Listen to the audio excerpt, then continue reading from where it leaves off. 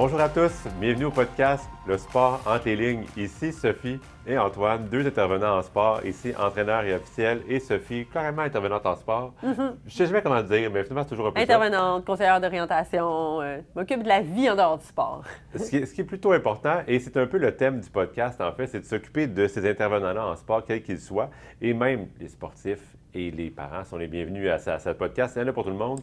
Mais grosso modo, on va s'occuper du bien-être dans le sport, santé mentale, gestion de l'équilibre, donc de s'occuper un peu de tout ça. Aujourd'hui, le volet, c'est vraiment en lien avec l'estime de soi et sa propre valeur. C'est le concept des points de référence. Concept super actuel dans le monde des réseaux sociaux, dans le monde moderne dans lequel on vit et du sport dépassé les années 2010. Donc, le concept des points de référence. Donc, on va avoir trois grandes sections aujourd'hui qui vont être points de référence.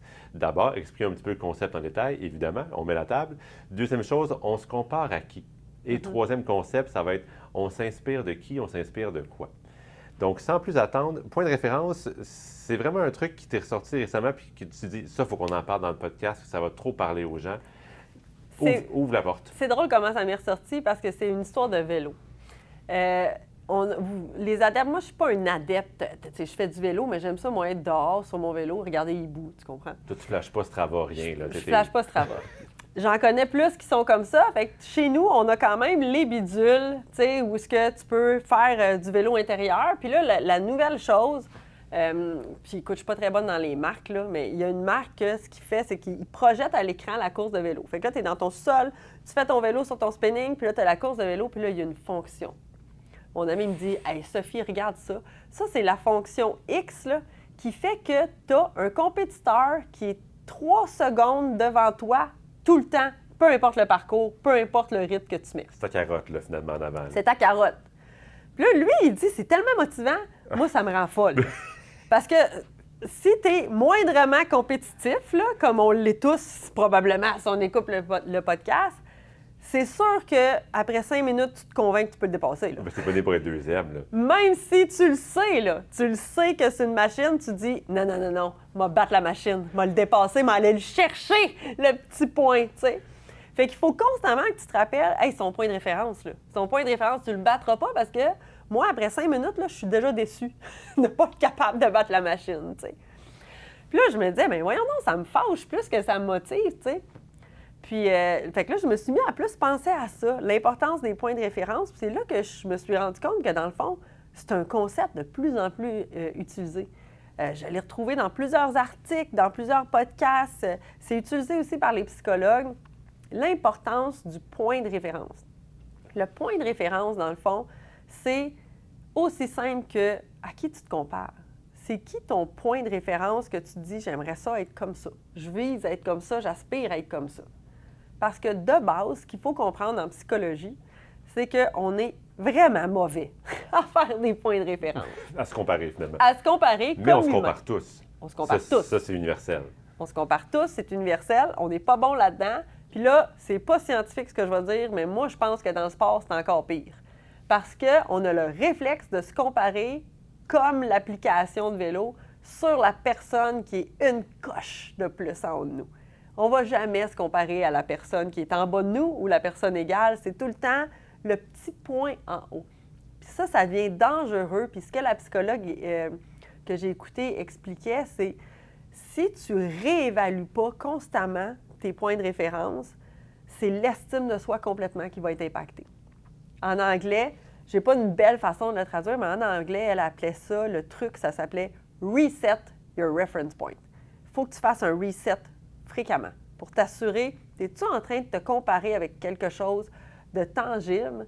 Est-ce que c'est là pour ta motivation ou c'est là pour te comparer vraiment pour t'évaluer, dans le fond, face à ton estime de soi? Pourquoi il est là, ce point-là? Puis est-ce que la personne ou la chose que tu as mis le point dessus est vraiment valable, là, dans le fond? Mais je vois deux choses comme un peu là-dedans. Quand tu parles d'estime de soi, pour l'auditeur qui nous écoute, l'estime de soi, dans le fond, c'est se comparer sa propre valeur par rapport à ce qu'on considère que la société, les gens, l'entourage attendent de nous.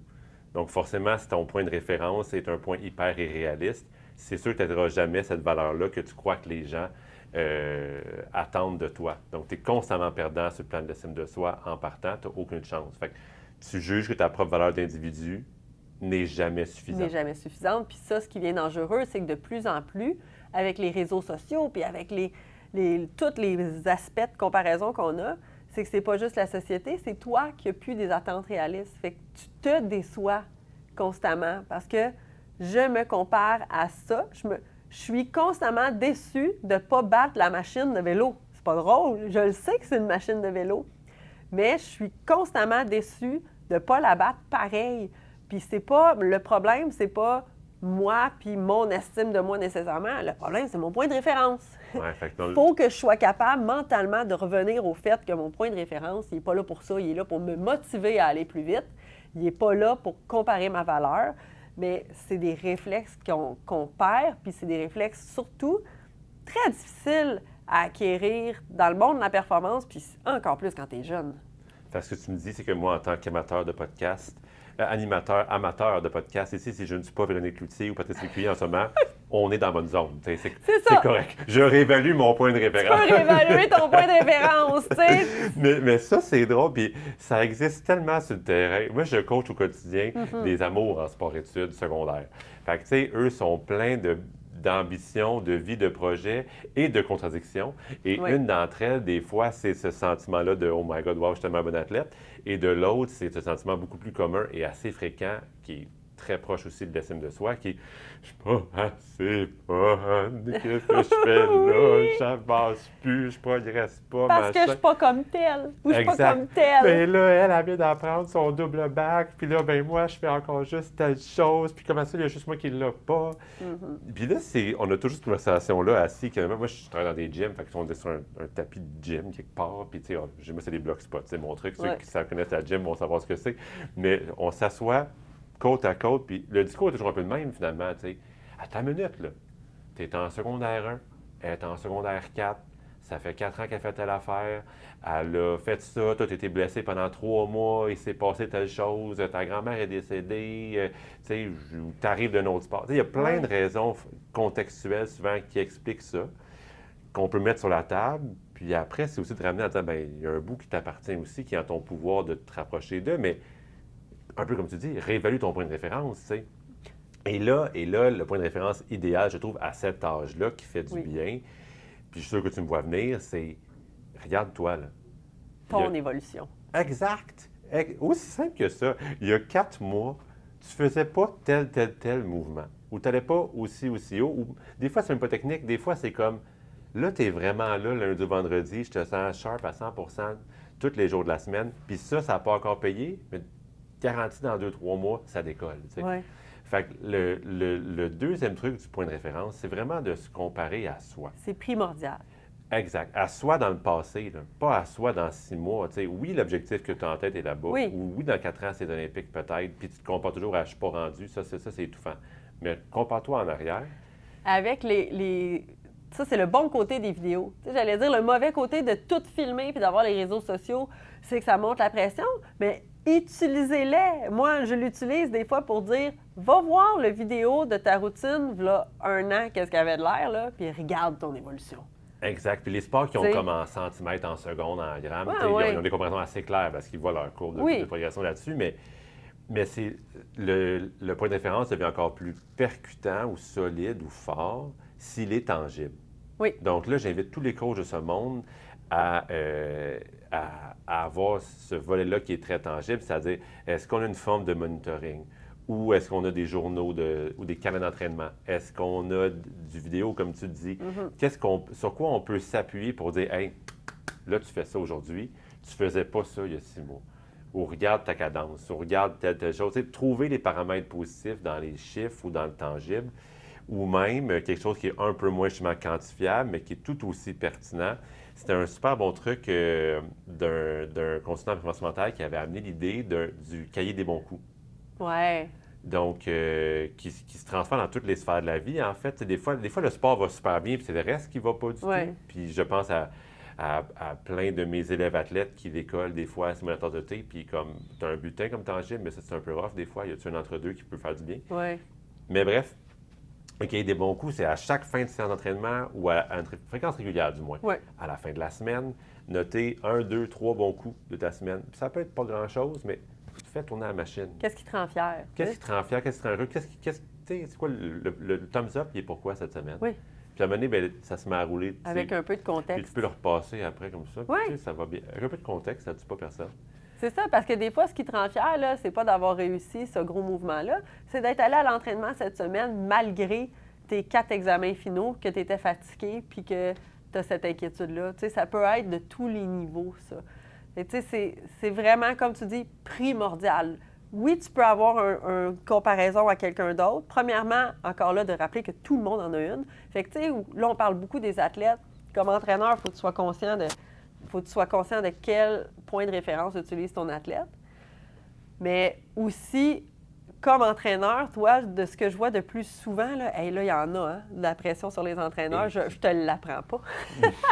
Non seulement la pression pour la performance, mais la pression de « Ah, mais là, quel type d'entraîneur que t'es? T'es-tu un entraîneur dans la bienveillance? Tu fais-tu partie de tel type de mentalité? Tu fais-tu, tu sais, tu t'es top, là? » Puis là, il est sorti une série culte que là, je répète à tous que tu n'as pas vu, que ça va changer ta vie. Je la recommande. Il faut que je l'écoute. Et je nomme Ted Lasso. T'sais. Ted Lasso, qui est une série culte sur comment un entraîneur est venu complètement changer la mentalité d'une équipe, dans le fond, en faisant des pratiques qui sortent du cadre de référence de ce sport-là. Qui est de quel sport? Il coachait quoi, Ted Lasso? Le soccer. Mais c'est un gars de football américain qui vient coacher une équipe de soccer. Okay, il plante là. Il plante point de là. référence. Non, c'est super drôle en même temps, c'est humoristique, mais tu sais, naturellement, c'est un fait fictif, là. Fait que ça devient beau, puis là, il réforme l'athlète, puis là, tu sais, ça change la vie à tout le monde, puis c'est bien de regarder Ted Lasso, puis là, mes entraîneurs me disent, ben Ted Lasso, puis tu sais, j'essaye une méthode Ted Lasso, puis on va, tu sais, mais une année, il faut tout le temps aussi, je le répète, il faut se rappeler qu'il n'existe pas. Ça va, genre, c'est triste, là, c'est triste, on voudrait qu'il existe, mais il n'existe pas, Ted Lasso, fait qu'enlève-toi de la pression. C'est normal aussi de ne pas être tout le temps à la perfection, puis là, tu vas vouloir tout le temps te comparer à la partie parfaite de la personne sans avoir le contexte, sans savoir si ça existe vraiment ou pas, parce qu'avec les réseaux sociaux, c'est ça le problème. Ça l'existe-tu? C'est-tu une histoire Ted Lasso, ça? Ou ça n'existe pas? C'est quoi le contexte derrière? As-tu vu tout le contexte derrière? Ça se compare-tu vraiment? T'sais, fait que c'est vraiment important de, oui, de se comparer à soi-même, mais aussi de faire vraiment attention. Est-ce que tu te compares à quelqu'un même qui existe? C'est flou, je trouve, c'est flou. Tout ça. Oui, puis même, tu sais, dans la lignée des points de référence, est-ce que tu diversifies tes points de référence éventuellement? Oui. Tu sais, est-ce que toi, tu t'évalues de façon segmentée, disons? Ouais. Et en plus, est-ce que tu es capable d'avoir la perspective de mettre ça de le mettre dans des boîtes pour pas que tu compares l'ensemble de la personne? Je m'explique. Mettons, moi, en tant qu'individu, bien, je suis à la fois entraîneur, je suis à la fois officiel, tu sais, j'ai une vie de maison, des fois je fais de la cuisine, peu importe, mais c'est sûr que si je me compare à Ricardo, je ne suis pas aussi hot.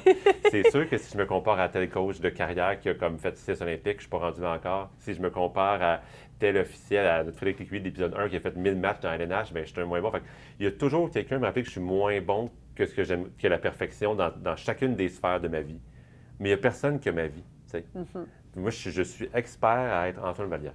Ouais. Et puis, on va jamais à côté là-dedans parce que c'est ma vie à moi, c'est ma couleur. Puis, ben c'est correct que je sois comme ça. T'sais. Je peux m'estimer heureux, content d'être qui je suis, puis de m'améliorer au quotidien, puis d'être la meilleure version de moi-même. Donc là, je reviens à se comparer à soi. T'sais. Mais l'autre optique, c'est justement tu diversifies. Donc, si on fait slacker un peu la pression, puis se dire, ben là, on va arrêter de se comparer. Puis pourquoi le comparer, on ne commencerait pas à s'inspirer à la place? Ça, j'aime ça. Je te vois. Mais c'est ça. Mais c'est tellement important la différence. Est-ce que tu te compares ou tu t'inspires de Simone Biles? Parce que si tu te compares à Simone Biles, tu vas être déçu. Bonne chance. Tu peux t'inspirer.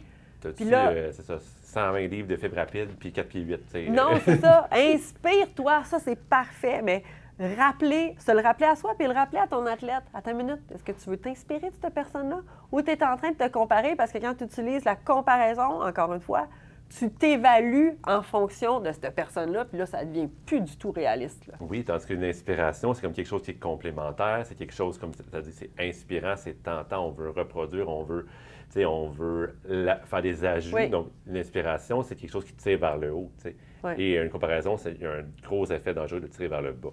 En fait, oui, c'est motivant sur le court terme, mais quand tu n'atteins pas les cibles, c'est là que ça tire vers le bas. Ça te sert à t'évaluer. Es-tu à la bonne place présentement? Une inspiration, c'est nourrissant. Ça te sert à te motiver. Exact, c'est nourrissant, puis tu peux t'inspirer de plein de choses, t'inspirer de la prestance d'une telle, t'inspirer du focus de l'autre, t'inspirer de la vitesse de telle personne, de l'explosivité, de tout ça, puis de l'équilibre de vie, même de quelqu'un que tu connais bien. Et ça devient, tu remplis ton assiette de choses qui vont être saines pour toi, puis tu vas diminuer la pression grandement. Juste le dire, les ados le font, même juste que toi, là, tu dis, hey, pourquoi on s'en inspire pas de Jean-Paul? Au lieu de vouloir devenir, être ou de penser que Jean-Paul, c'est tout ce qu'il y a dans la vie, c'est la fin du monde. Oui. Fait que ça, je pense que c'est vraiment vital et ça met cette nuance-là. Puis c'est vrai partout. C'est vrai comme officiel, je viens d'un sport jugé, puis dans nos sports à nous, tu mets une note, puis on passe des petits papiers jusqu'au bout de la table, puis on donne notre note au bout. Mais quand les papiers passent, tu regardes, tu sais, puis puis comme, j'ai-tu mis 8-6, puis il a mis 9-2? Oui, c'est ça, je suis dans le champ. Je suis-tu dans le champ, tu sais? Mais ça, c'est une comparaison claire. Mais être un officiel, c'est bien plus que de mettre un chiffre sur le papier. T'as-tu, comme tu disais tantôt, as-tu une approche bienveillante? As-tu juste réussi aujourd'hui à être assez focus pendant un but de 4 heures? As-tu réussi à avoir certaines zénitudes dans ta journée, dans ton rôle, dans ton mandat? Il y a plein d'affaires sur lesquelles on peut évoluer dans toutes nos fonctions. Comme coach, comme officiel, comme intervenant en sport, on diversifie nos sources d'inspiration et donc on peut devenir meilleur de plein de façons différentes. T'sais. On les diversifie, puis comparaison égale, je suis-tu dans le champ? J'aime ça. Puis c'est pas parce que tu es à 0,5 de différence ou 1,2 que tu étais dans le champ. Si tu avais mis 2 puis qu'il avait mis 9, tu es dans le champ. T'sais. Exact. Ça te sert à savoir, es-tu dans le champ? Puis pour inspirer, ça te sert à te motiver puis à essayer d'atteindre un plus haut niveau. Puis comme tu dis, moi, j'ai une consultante en performance mentale qui utilisait beaucoup ça, la diversification avec ses athlètes ou avec ses entraîneurs. Regarde, je veux être un meilleur entraîneur. Je veux devenir Ted Lasso. Attends, premièrement, tu peux t'inspirer de Ted Lasso. Puis là, maintenant, tu veux te comparer à quoi pour ta gestion des émotions, à quoi pour ta gestion de temps, à quoi pour tes rétroactions. Tu sais, diversifie à quoi tu te compares. Mets pas tout dans le même paquet, là, tu sais. Fait que si je résume un peu, puis là, on résume pour nos auditeurs, sur le plan des reference points, première des choses, ce qu'est un reference point, donc comprendre qu'on se compare aux bonnes choses, vital. Et puis, je trouve que c'est le plus parlant dans des discussions informelles qu'on a eues ensemble, c'est le fameux syndrome du médaille d'argent, qui est plus triste souvent que le bronze, parce qu'il se compare à l'or, parce que le bronze se compare au reste des gens qui n'ont rien eu. Oui. Fait que, le concept des points de référence, d'abord comme entrée de jeu, comme concept aujourd'hui. Deuxième concept, la comparaison par rapport à soi. Donc, on veut devenir meilleur, quelle que soit notre fonction dans le milieu sportif, athlète, entraîneur, officiel, intervenant, parent. Et la troisième des choses, bien évidemment, après ça, c'est de changer un peu la lunette puis de tomber en inspiration plutôt qu'en comparaison. Les deux peuvent coexister. Oui. Mais comment on peut se nourrir des deux? Important de les différencier, par contre. Exact. Ouais. Donc, on espère que ça met un peu de lumière sur ces concepts-là aujourd'hui. Et puis, on se retrouve rapidement, Sophie et Antoine, pour un prochain podcast du Sport en télé. À bientôt!